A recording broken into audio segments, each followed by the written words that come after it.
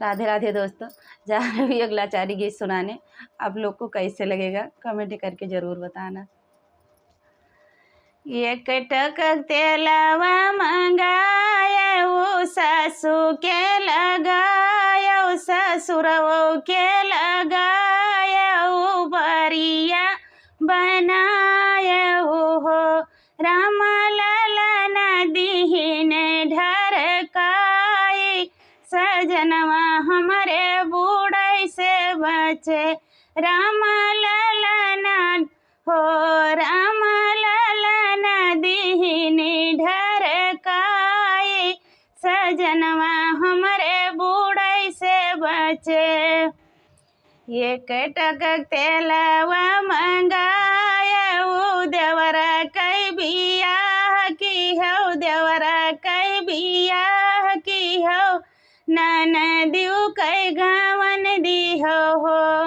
राम ललन दियाई ढरकाई, सजनवा हमारे बूढ़े से बचे।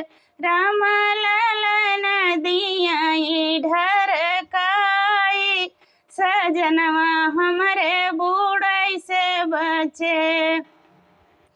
एक टकक तेलवा मंगाया, वो बरिया बनाया, यार ललनों के लगाया हो।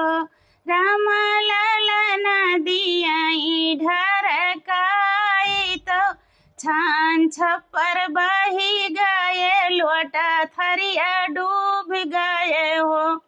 राम हम हो गिरन बिछलाई, सजनवा हमारे बूढ़े से बचे। राम हम हो गिरन बिछलाई, सजनवा हमारे बूढ़े से बचे।